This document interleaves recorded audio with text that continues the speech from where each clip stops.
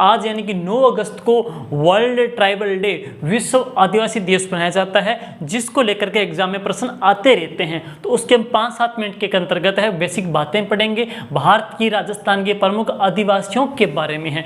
तो मैं कहना चाहूँगा कि गूंज उठे गगन सहारा, गूंज उठे गगन सहारा, समुंदर छोड़े अपना किनारा, हिल जाए जहाँ ये सारा, जब गूंजे जय जोहार का नारा। जय जोहार साथियों, आदिवासी दिवस के सभी को हार्दिक शुभकामनाएं हो। तो चलिए शुरुआत करते हैं आज के टॉपिक को लेकर के हैं। देखिए साथियों, विश्व जो आदिवासी है, यानी कि मैं आदिवासी शब्द किन के लिए कहा जाता है, आदिवासी समाज कहें या इनको शामिल किया गया एसटी के अंतर्गत है, यानी कि समाज की एक ऐसी जाति, समाज की एक ऐसी जाति जो समाज के से बहुत सुदूर बहुत दूर क्षेत्र में रहती है, पहाड़ी क्षेत्र में, दुर्गम क्षेत्र में, जंगलों में वो अपना निवास करती है। यानी कि समाज की मुख्य धारा से अलग रहते हुए भी उसने अपनी संस्कृति को, अपने रहन सहन को है, अपने समाज को भी अक्षुण्ण, हमारी संस्कृति को अक्षुण्ण बनाए रखा है, हमारे धर्म को इन्होंने अक्षुण्ण बनाए हुए रखा हुआ है।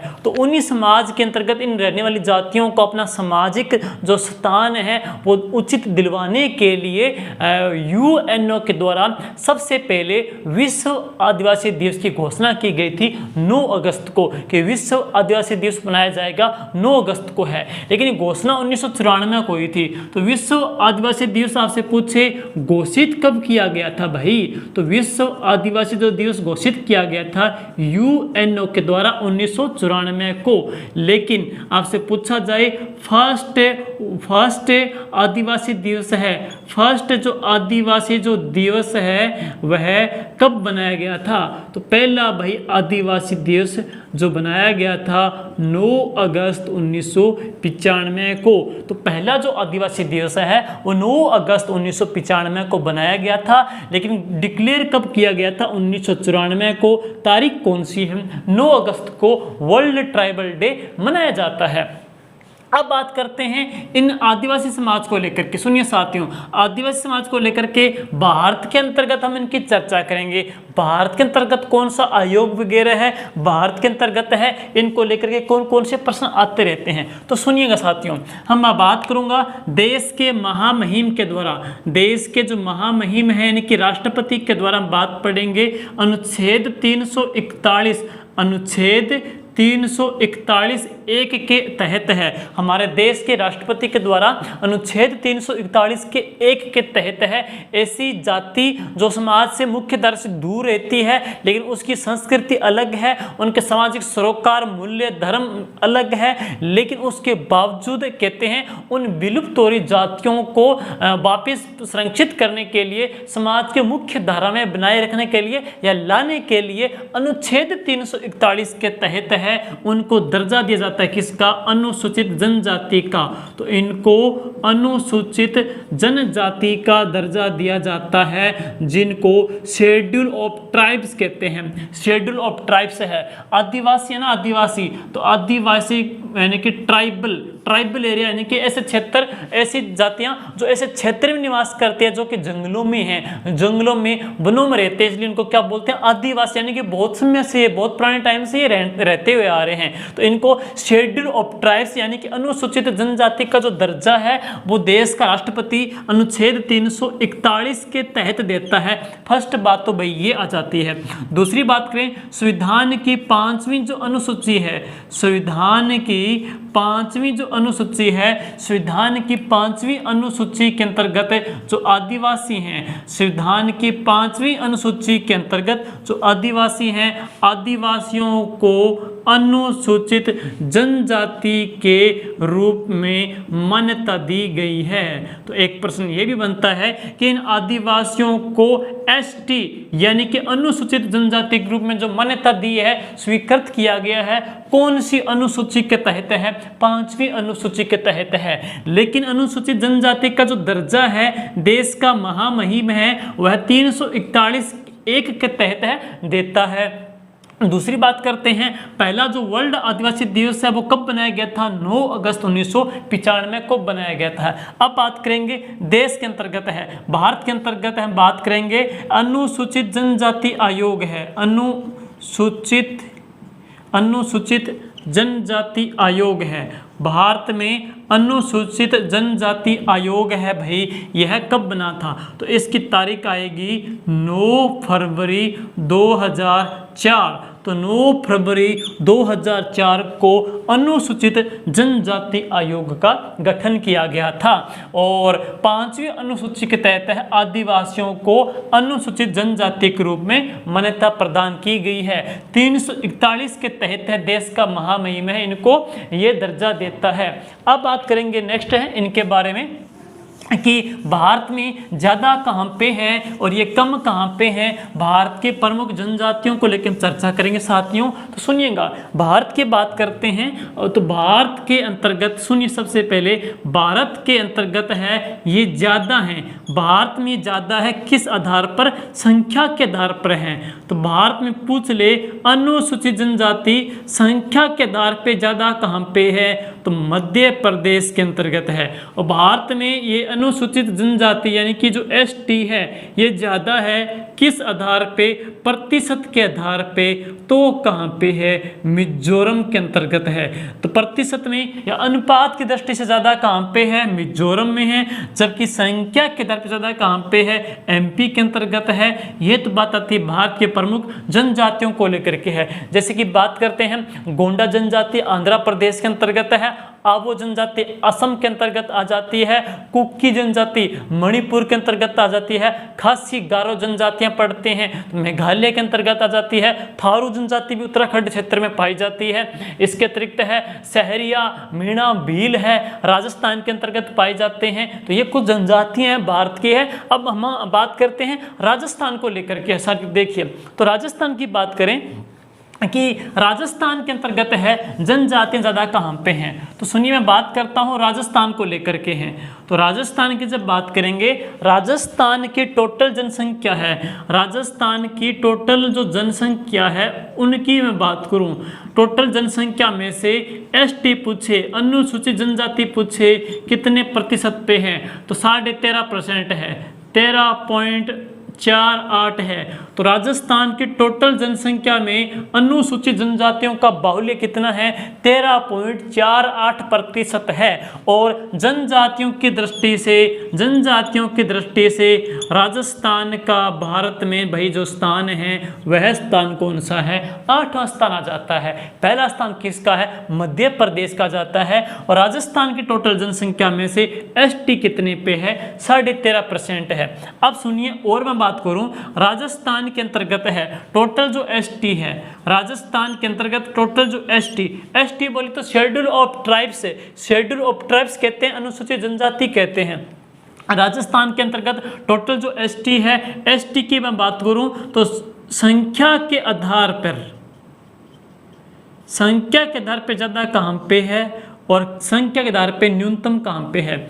दूसरी बात, राजस्थान के अंतर्गत टोटल जो एसटी है, जो टोटल एसटी है वो प्रतिशत के आधार पर ज़्यादा कहाँ पे है और कम कहाँ पे है। यह प्रश्न भी अक्सर साथियों पूछा जाता है। देखिए, राजस्थान में अनुसूचित जनजाति संख्या के आधार पे जो ज़्यादा है ना वो तो कहाँ पे है? उदयपुर में है। तकरीबन 15 लाख है यहाँ पे उदयपुर में अनुसूचित जनजातियाँ हैं। लेकिन राजस्थान में संख्या के आधार पे भाई जो कम पूछी जाएगी तो कहाँ पे है? बीकानेर में। तो संख्या में कम कहाँ पे? बीकानेर में। मात्र 7,790 इनकी जनसंख्या यहाँ पे बीकानेर में है। 15 लाख से कुछ ज़्यादा है वो कहाँ पे? उदयपुर के अंतर्गत है। अब सुनिए, परसेंट ज़्यादा कहाँ पे है? तो प्रतिशत में ज़्यादा कहाँ पे है? बांसवाड़ा के अंतर्गत है। और परसेंट में कम कहाँ पे भाई? नागौर के अंतर्गत है। तो परसेंट में कम कहाँ पे है? नागौर के अंतर्गत। सुनिए, जब बात करते हैं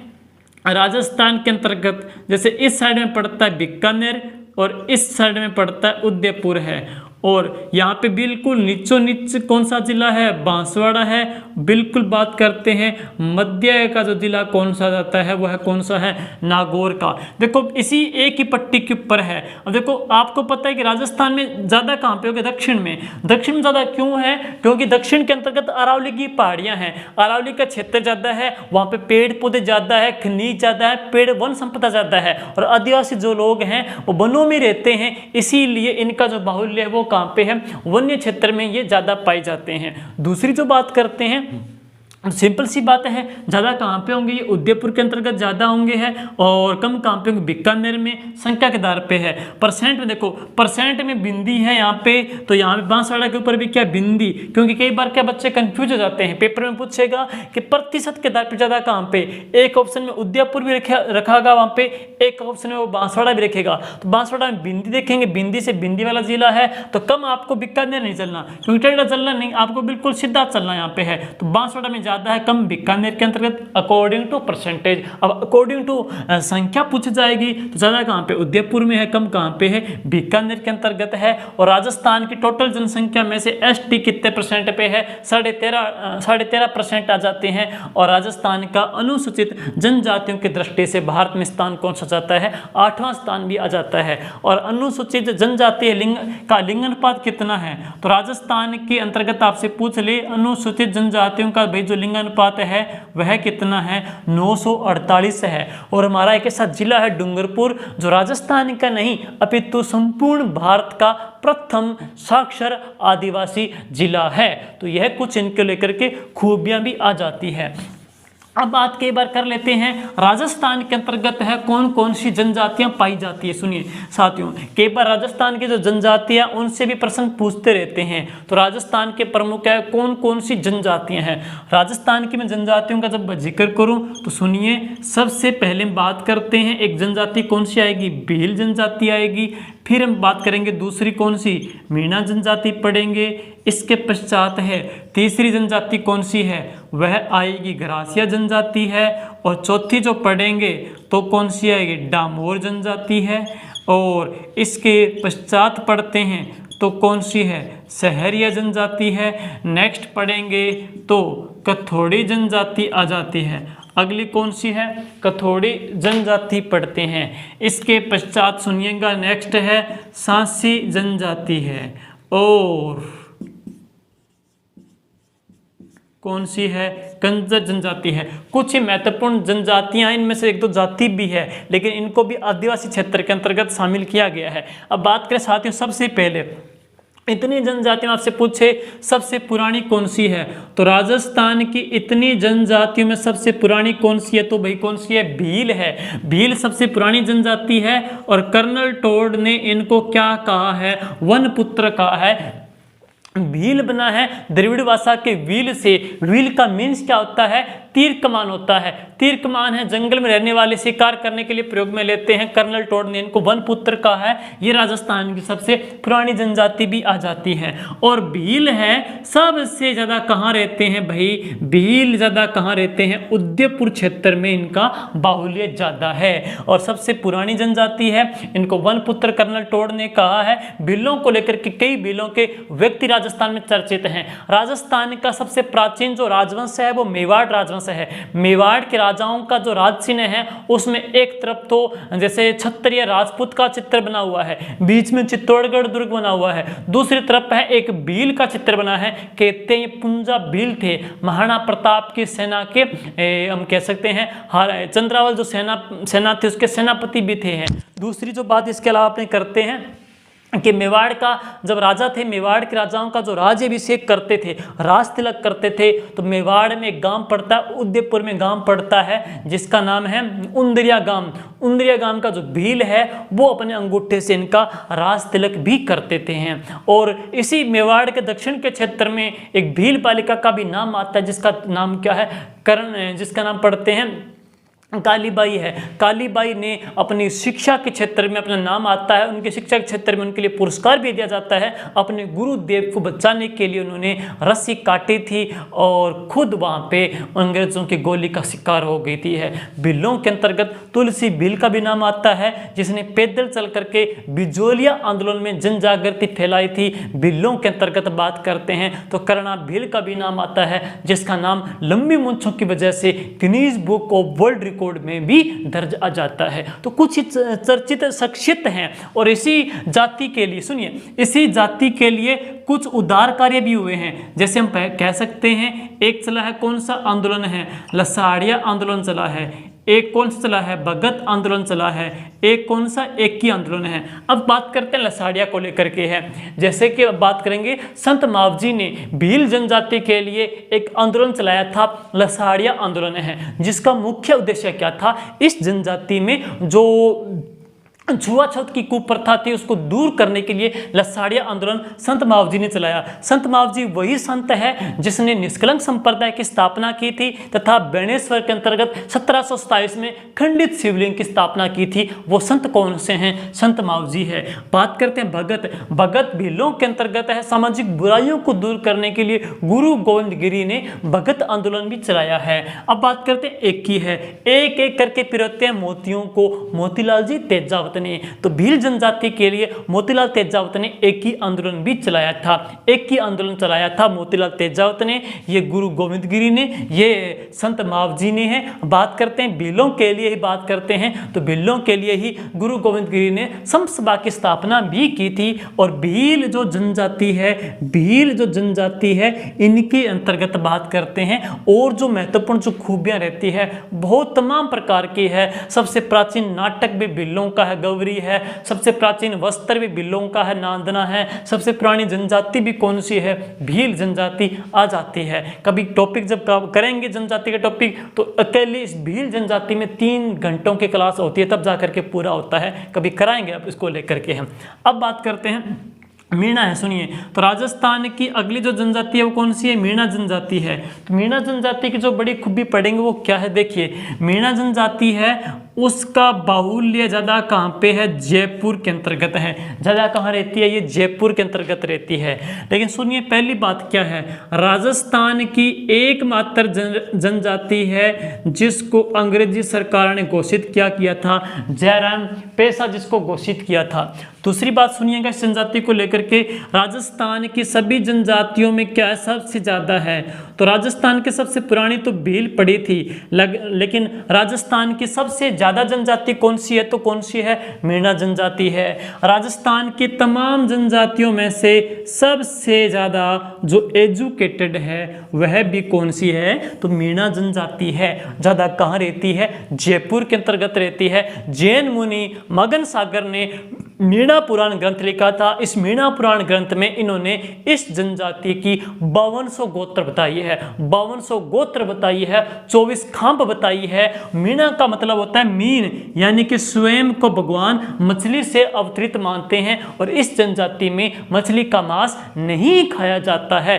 इस जनजाति में मोरनी मांडना भी पाया जाता है। इसी जनजाति के अंतर्गत ही हम बात करते हैं। रामेश्वर घाट को अपना पवित्र तीर्थ स्थल भी माना जाता है। कभी पढ़ेंगे इसी जनजाति को लेकर के है। और ये जो जनजाति के लोग हैं वो भूरिया बाबा की कसम खा करके कभी झूठ नहीं बोलते हैं। भूरिया बाबा जी का जो मेला लगता है पोसलिया गांव सिरोही में लगता है।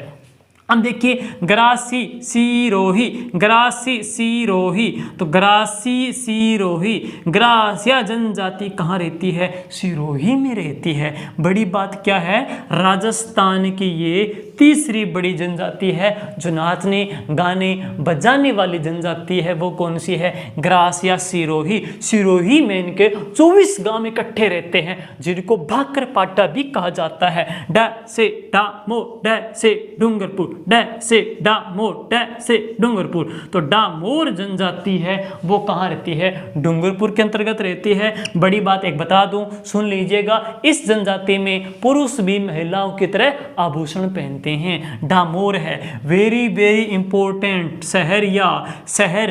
देखो जनजातियां हैं वो शहरों में रहती है या शहरों से बाहर रहती है। जनजातियां जंगलों में रहती है, शहर में तो नहीं रहती। जनजातियां शहरों से बाहर रहती है, शहरों से बाहर रहती है, बाहर रहती है।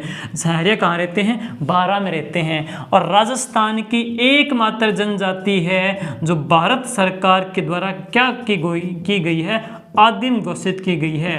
तो भारत सरकार के द्वारा एकमात्र आदिम जनजाति, भारत सरकार के द्वारा घोषित राजस्थान की एकमात्र आदिम जनजाति कौन सी है? सहरिया जनजाति है। वेरी वेरी इंपॉर्टेंट है। 12 जिले में 2 तहसीलें हैं, एक तो कौन सी? साहेबाद, एक तो कौन सी? साहेबाद है, और दूसरी कौन सी है? किशनगंज तहसील में इनका मैक्सिमम बाहुल्य आ जाता है। अगली बात करेंगे, मूलतः ये जनजाति की बात करते हैं, महाराष्ट्र की है। कथोड़ी कत्था बनाती है, और कत्था बनता है खेर के पेड़ों से, कत्था बनता है खेर के पेड़ से बनता है, और ये कत्था बनाती है तो नाम क्या पड़ गया? कथोड़ी पड़ गया।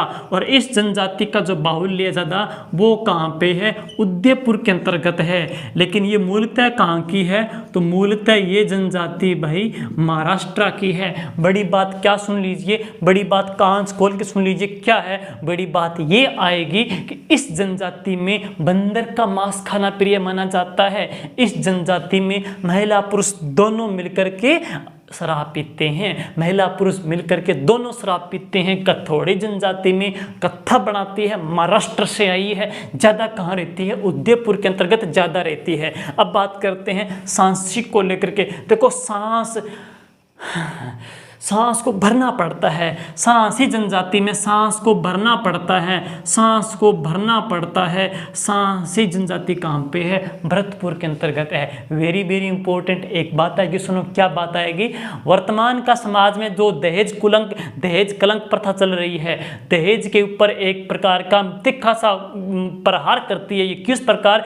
इस जनजाति में कोई दहेज सिस्टम नहीं है। सांसी जनजाति में वर पक्ष वधू पक्ष दोनों एक दूसरे को नारियल देते हैं और विवाह पूरे होते हैं। तो मात्र नारियल के लेन देन से विवाह पूरे किस में होते हैं? सांसियों में पूरे होते हैं। सांस लेने के लिए सांस भरना पड़ता है। कहाँ रहती है? भरतपुर में रहती है। कंजर की मैं बात करूँ, कंजर कहाँ पे? कोटा में। कंजर कहाँ पे? कोटा। कंजर कोटा के अंतर्गत निवास करती है। लेकिन राजस्थान की सबसे ज़्यादा जो अपराध प्रवृत्ति करती है, सर्वाधिक जो अपराध करती है वो कौन सी है? कंजर जनजाति है। अपराध करने से पहले हनुमान जी से, चौथ माता से आशीर्वाद लेती है कि आज का काम हमारा सकुशल मंगल सिद्ध हो। उसे ये पाती मांगना भी कहते हैं, इसे ये पाती मांगना भी कहते हैं। तो पाती मांगना कंजर में है, अपराध प्रवृत्ति वाली कंजर जनजाति है। कंजर जनजाति में जब व्यक्ति मर जाता है तो उसके मुंह में शराब की बूंदें डाली जाती है। और सांसी जनजाति में मात्र नारियल के लेन देन से विवाह संपन्न होते हैं। एक एक बात इंपॉर्टेंट सुन लीजिए। कथोड़ी जनजाति में बंदर का मांस खाना प्रिय है। सांसी जनजाति में लोमड़ी का मांस खाना प्रिय है। कंजर जनजाति में मोर का मांस खाना प्रिय माना जाता है। शहर या शहर से बाहर है, डामोर डूंगरपुर में है। पुरुष भी महिलाओं की तरह आभूषण पहनते हैं। ग्रासिया तीसरी जनजाति है, इसमें मृतक का संस्कार 12वें दिन किया जाता है। ग्रासिया सिरोही के अंतर्गत पाई जाती है। मीणा मीन मतलब कहाँ पे? जयपुर के अंतर्गत निवास करती है। भील है, वो भील है यानी कि वन पुत्र, इनको कर्नल तोड़ने का है। सबसे प्राचीन जनजाति है और ये एकमात्र ऐसी जनजाति है जिसमें पत्नी अपने पति को छोड़ सकती है लेकिन पति अपनी पत्नी को नहीं छोड़ सकता।